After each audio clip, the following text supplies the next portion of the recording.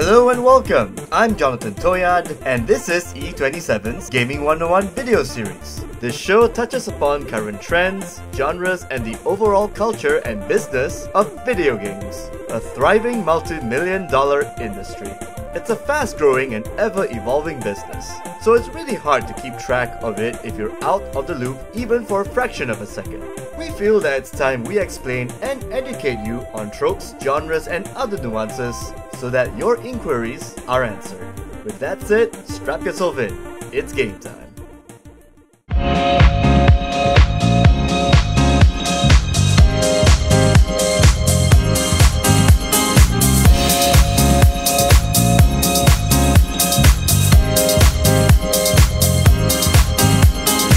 On July 2014, a big sports event took place where the winning team gets to win a 10 million pot prize contributed by its ever-growing community. It was broadcasted online for free and on ESPN. Is it a physical sport? Heck no! It's an electronic sports gaming event, aka esports, that involved nations like China, Singapore, Malaysia and Europe battling each other over who gets the glory and cash. The game that they're all contesting on is Dota 2, which is a MOBA, that's short for Multiplayer Online Battle Arena. It's the most played PC game genre in the world, more so in Asian countries because it was picked up first in the Philippines and Malaysia. It involves 5 players choosing an assortment of characters fighting against another 5-player group, battling against each other in a combination of tug-of-war and base defense. Along the way, the characters you pick level up if you perform and fight well. They gain extra skills and have more options to deal with forts, groups of enemies, and even harmed teammates who need that little something something. Dota 2 was created and published by a bigwig company called Valve. That thing you use to download games called Steam, they made that. Another example of a well-known MOBA is League of Legends, created by Riot Games. Both LOL and Dota 2 have some key differences, but they're both under the MOBA genre and are the most played games all across the world. So what makes these games fun and insanely profitable? Let's take a look.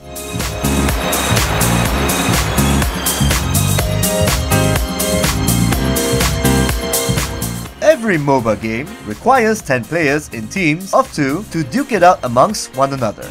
And in each team, communication is key in getting the win. A MOBA game will have 3 separate lanes, symmetrically designed, by the by, with each of them having their own defenses you have to penetrate. You can't just lump 5 characters onto one lane unless you want the opposing team to occupy the other 2.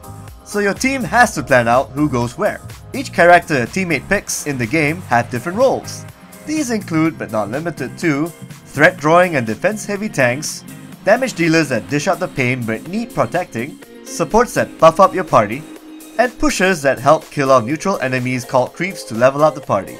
Much like football, you have positions like strikers, midfielders, defenders, and goalkeepers. These roles are important to distinguish so that people in a team know what they need to do. It's imperative that every teammate know their role and complement each other. You have to pick heroes in accordance to your team's synergy. A team with more damage dealers may not fare well against a well-trained team that has each of the aforementioned roles filled. Because of its design focused on teamwork, a MOBA is a top pick among gangs of friends in cybercafes. Whether they play for fun or competitively, the togetherness and camaraderie people feel when fighting against the computer or 5 other rivals makes a MOBA a go-to game.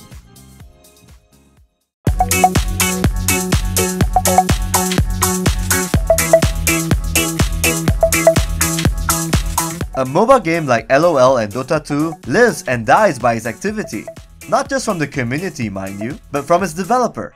Following the principle of an online game like World of Warcraft, constant patches and updates will happen on a weekly and monthly basis. Major ones, like a new character, new mode, or new map, come in after a few months for roster balancing reasons. Back in the day, you just had to pay a lump sum for a video game and chuck it away. Occasionally, if a game has multiplayer, you'll play it with friends offline and online for a few months, then toss it off. Now, you have Riot Games and Valve pushing out a free multiplayer game that generates a high amount of revenue for years on end, just because of the wealth of content they can push out in a timely manner. For instance, Valve would sell something like a virtual compendium with additional stretch goal awards. The more you pay, the more cool in-game stuff you get. Valve puts in your contributions into the prize pot for a big tournament like the International. The popularity and fandom of the game puts the prize pot at a total of over US 10 million. Both Riot Games and Valve cannot charge premium for a MOBA because of its humble free-to-play mod roots that stemmed from the first Dota. To change that up would be business suicide, so the alternate method is to just create a lot of optional content. Keep the game updated with colorful and funky character skins and effects that fans will love. Which brings us to our next point.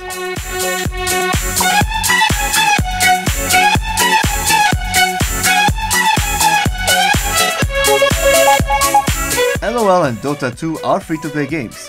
You download the game, play it for free, and choose if you want to spend money on it based on how much you love it. It's optional, of course. You can choose to buy skins for your favorite hero, buy a hero to be on your roster, or purchase other cosmetics. The point of a game going free-to-play is to attract a bigger audience. Think about it from a customer's perspective.